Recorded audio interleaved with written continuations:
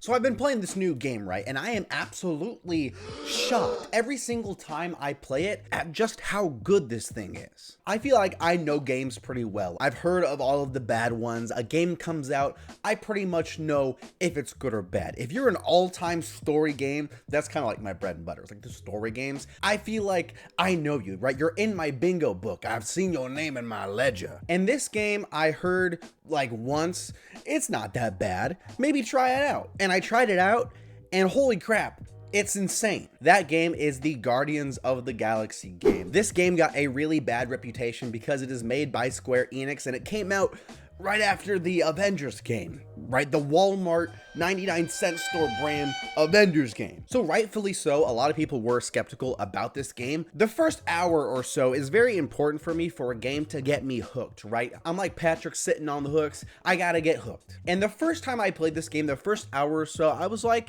okay, that's not bad. That's kind of cool. I've played it a few more times. If you've played the game, you'll know what I'm talking about. I just got to the point where Star-Lord has this like dream sequence kind of like with the bad guy. Oh my gosh, dude. Wow.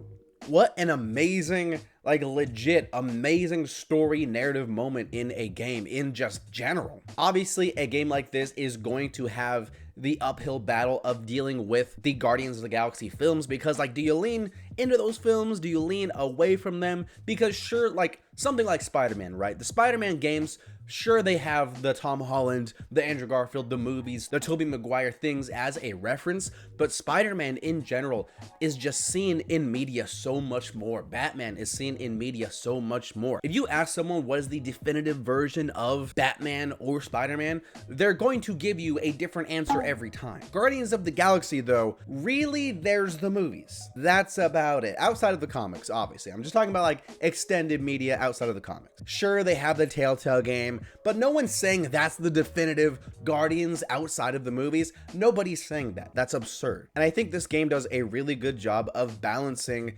leaning into the movies and leaning far enough away from them to make this a interesting and unique Guardians story. Obviously, the Guardians themselves are the same, and there are traits to each character that is similar, but also there are story bits and things like that that are different. There largely seems to be no romance involved at all between Gamora and Star-Lord, something that completely changes their dynamic. The story has been engaging and actually pretty emotional, and I really enjoyed it. The story so far has been funny, like Guardians of the Galaxy normally is, but also it's had some really personal and interesting character moments, also like the Guardians of the Galaxy films had. I was kind of worried also at first that, oh, every Guardians story is so personal. The second film having to do with Ego, and the third film with Rocket and the High Evolutionary, obviously.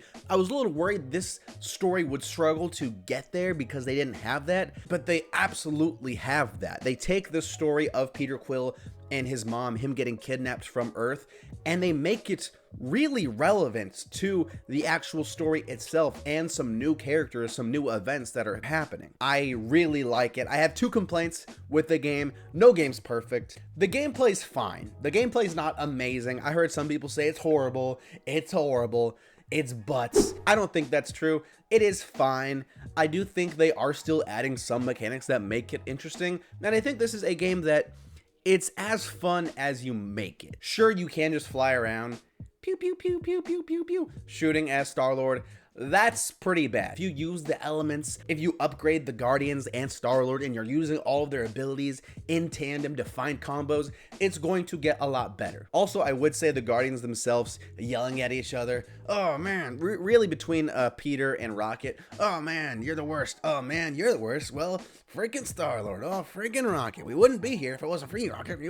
Sometimes that can get a little exhausting, but beside from that, dude, I am absolutely loving this game. Every time I play it, I want to play it longer, and I want to play it more often. Even right now, I don't want to be doing this. I don't want to record this video. I kind of do, because I'm talking about the game. But when I go eat dinner right now, I don't care about that. I want to play the damn game. I want to get back to the game. If the church cult villain in this game put me in their dream machine or whatever the hell they have going on, my dream reality would just be me playing the game all day long. I'd never leave. Frickin', they'd get me. It'd get me so good. Highly recommend trying the game out if you haven't. Let me know what you think. Let me know what else I should talk about. New videos every single day. I actually have another video coming out about gaming tomorrow or the next day, so stay around for that. It's going to be pretty good. It's going to be a good old list video. Thanks for watching. New video all the time. Play this game. It's pretty good.